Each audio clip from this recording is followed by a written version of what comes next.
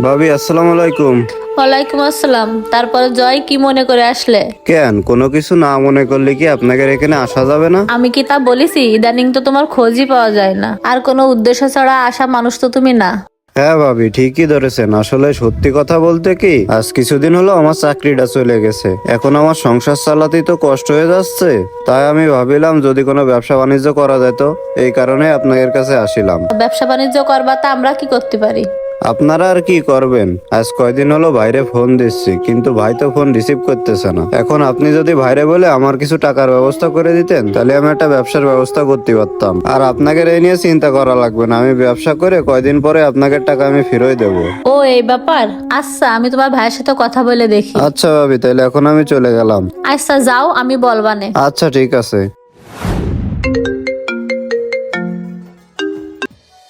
Hello, তুমি ভালো আছো? হ্যাঁ, আমি ভালো আছি। তারপর তোমাদের কি খবর? বলতেছি, সকালে জয় আসিল, ওর নাকি চাকরি চলে গেছে। ও আচ্ছা, জয় চাকরি চলে গেছে। ও এখন ব্যবসা করার জন্য কিছু টাকা চাচ্ছে, আর তুমি যদি কিছু টাকা দিতে পারতে তাহলে ও একটু ব্যবসা করতো।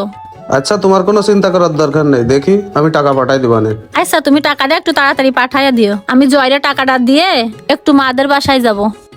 আচ্ছা ঠিক আছে, তাইলে এখন রাখছি। আচ্ছা, নিজের খেয়াল রেখো আর ভালো থেকো। এ জয়, কাজ কামে না যায় বাদামের দোকানে দাঁড়ায় কি করতেছিস? এখানে কি করব? এখানে ব্যবসা করতেছি। এখানে ব্যবসা করতেছিস মানে তুই বাদাম বিক্রি করিস? হ্যাঁ, বাদাম বিক্রি করি। কেন, কোনো সমস্যা তোর?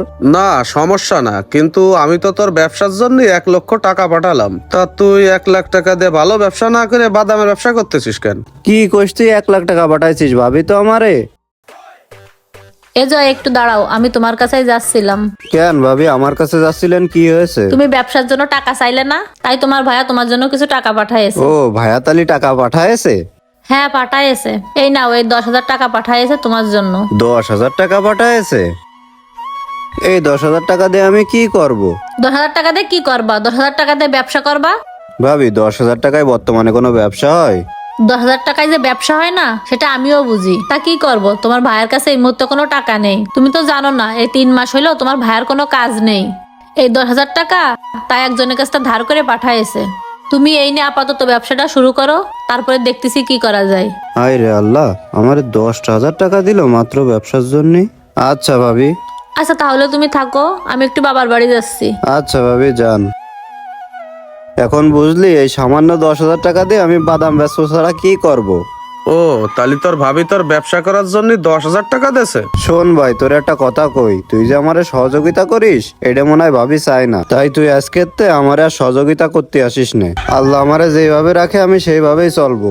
আজকে নয় বিপদে পড়ে আমি বাদাম বেচতেছি, আল্লাহ না করুক আমার দিন তো ফেরবে, সেই দিন তো আমার আর বাদাম বিক্রি করা লাগবে না। নিশ্চয়ই ভালো কিছু একটা করব। আচ্ছা, এই বিষয় নিয়ে আমি তোর সাথে পরে কথা বলবানে। ঠিক আছে, যা ভাই। এই ইমু, ইমু, এ কই গেলা? একটু বাইরে আসো তো, তোমার সাথে কথা আছে।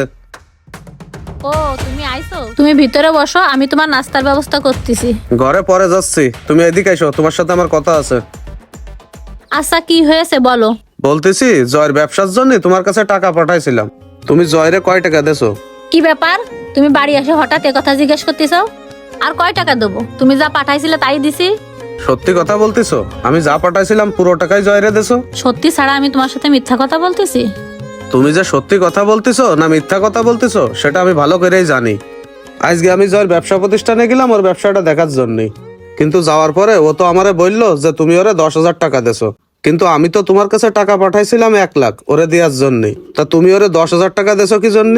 10,000 টাকা কি জন্য দিছি তোমার তো বলা হয়নি। তুমি যখন জয়ের ব্যবসার জন্য টাকা পাঠাইছিলে, জয় টাকা চাওয়ার আগে আব্বা আমার কাছে 1 লাখ টাকা চাইছিল।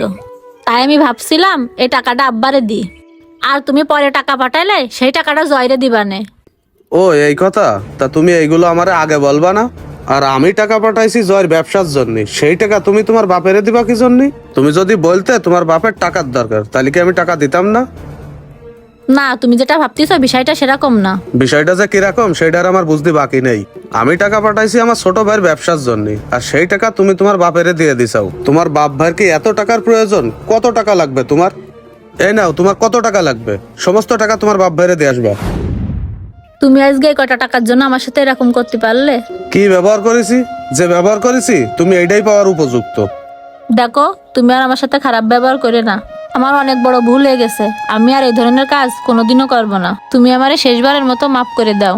শোনো, আমার কাছে তোমার মাপ চাওয়া লাগবে না, আমি হচ্ছে তোমার আপন লোক। তুমি যাদের সাথে অন্যায় করেছো, মাপ যদি চাতে হয় তাদের কাছেই চেয়েও। তোমার একটা কথা বলি শোনো, তুমি আর কখনো আমার বাপ ভাইয়ের সাথে এরকম খারাপ আচরণ করে না। তাইলে দেখবা যে আমাদের এই সংসারের মতো এত সুখের সংসার তুমি আর কোথাও পাবা না। আচ্ছা ঠিক আছে, আমি এখন থেকে তোমার সব কথা মেনে চলবো। আচ্ছা ঠিক আছে, যাও, আমার অনেক ক্ষুধা লেগেছে, খেতে দাও। আচ্ছা ঠিক আছে। আমাদের দেশের হাজারো পরিবারে প্রতিনিয়তই এমন ঘটনা ঘটে চলেছে, আর এর জন্য আমরা সবসময় বাড়ির বউদেরকেই দায়ী করে থাকি, কিন্তু এটা তো ভুল। সবসময় একটা কথা মনে রাখবেন, নিজের বাড়ির সন্তান যদি ঠিক থাকে, পরের ঘরের মেয়ে কি বা করার ক্ষমতা রাখে।